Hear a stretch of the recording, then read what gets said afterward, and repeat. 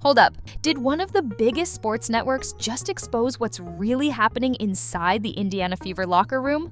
Because what ESPN analyst Carolyn Peck just said about Caitlin Clark has the entire basketball world in complete shock, and the timing couldn't be more suspicious. Picture this: your team's superstar goes down with an injury. You'd expect them to struggle, right? Wrong. The Indiana Fever just won the Commissioner's Cup championship without Caitlin Clark. They beat the best team in the league, the Minnesota Lynx, by 15 points. And now ESPN is saying the team might actually be more dangerous without their franchise player. What they're not telling you is what's really going down behind closed doors. Let me break this down for you because this goes way deeper than just basketball. When Carolyn Peck went on ESPN and said the Fever is, quote, more dangerous when Caitlin Clark doesn't play, she wasn't just making a hot take. She specifically mentioned that Clark is a ball-dominant guard, and that without her, the team has so many weapons. Translation: the ball moves better when Clark isn't on the court, and the stats are backing this up in ways that nobody wants to talk about. Here's where it gets even crazier. Remember when the Fever brought in Sophie Cunningham this offseason? They called her an enforcer, someone who would protect Clark. But what if she's actually there for a completely different reason? Because Kelsey Mitchell just called Cunningham and Lexi Hull the team's wild cards. And when your veteran guard is hyping up role players over your superstar, something's definitely going on. The numbers don't lie, and they're telling a story that's making everyone uncomfortable. With Clark on the court, the Fever's offensive rating is 85. Without her, it drops to 80.2. But wait, there's more. When Clark returned from injury against the Golden State Valkyries, what happened? They got blown out by 19 points at home. Coach Stephanie White literally said the team lacked competitive fire, with Clark back in the lineup. And this is where the plot thickens. Sophie Cunningham has been going viral for all the wrong reasons lately. First, she gets into it with Connecticut's J.C. Sheldon, literally pulling her to the ground. Then she's out here making controversial comments about WNBA expansion that have former players telling her to shut her mouth. But here's what nobody's connecting. Cunningham's aggression on the court has skyrocketed since Clark's been injured. It's almost like she's trying to prove something. But the real tea spilled during that post-game interview after they beat Atlanta. Sophie said something that should have everyone's alarm bells ringing. She said this team has something she's never felt in 7 years in the W. Quote, "This is a special group that we have. And when we can just go out there and have fun and be competitors and feed off of each other, it's just easy." Easy? Without your best player? That's not what you say when everything's fine. Let's talk about what Kelsey Mitchell revealed, because this is where it gets juicy. Mitchell's been in the league 8 years, and she's saying the exact same thing as Sophie. But here's the kicker. She specifically mentioned that when the ball is popping and moving side to side, they're a hard team to guard. You know when the ball doesn't pop? When you have a point guard who needs it in her hands all the time. And Coach Stephanie White? She's trying to play it cool, but her words are telling a different story. She keeps talking about ball movement and getting everyone involved. She mentioned a 77% assist rate in their win against Atlanta. But here's what she didn't say directly. That assist rate drops significantly when Clark's running the show.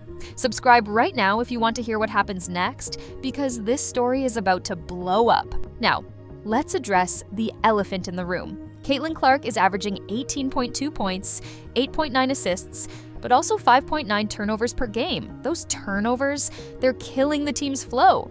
And when she came back from injury, she shot 4 for 12 from the field. Meanwhile, Aaliyah Boston is out here dropping 8 assists without breaking a sweat, making plays that have people questioning who should really be running this offense. But wait, it gets even more interesting. Remember when Sophie hit her head during that game and was laughing while in pain? Kelsey Mitchell had to explain that Sophie laughs when she's hurt. That's not normal behavior unless you're trying really hard to fit in and prove you belong. It's like she's overcompensating for something. The timeline here is crucial. Sophie Cunningham gets traded to Indiana, promises to be an enforcer, and suddenly the team's chemistry is through the roof when their superstar is injured. Coincidence? I don't think so. Especially when you consider that Cunningham spent 6 years in Phoenix and never made an all-star team, but now she's apparently the missing piece for a championship team. Here's what sources close to the situation aren't saying publicly. There's been tension about shot distribution. Clark's taking 17 shots per game, while players like Kelsey Mitchell, who's been with this franchise way longer, are having to adjust their games. Mitchell's averaging 19.3 points, but having to work around Clark's style of play. That's not a recipe for championship chemistry. And let's not forget what happened in that Connecticut game. When J.C. Sheldon poked Clark in the eye, who stepped up? Sophie Cunningham. But she didn't just defend her teammate. She waited until the final minute to retaliate. That's calculated. That's someone making a statement about pecking order. The media is trying to spin this as growing pains, but the evidence suggests something much deeper. When your team wins a championship game without their supposed best player, when ESPN analysts are openly saying you're better without her, when veteran players are calling role players the wild cards, that's not growing pains. That's a full-blown chemistry crisis. Hit that like button if you think there's more to this story, because we're just getting started. What really sealed the deal for me was the all-star voting. Yes, Clark got the most votes and became a captain, but watch the draft closely.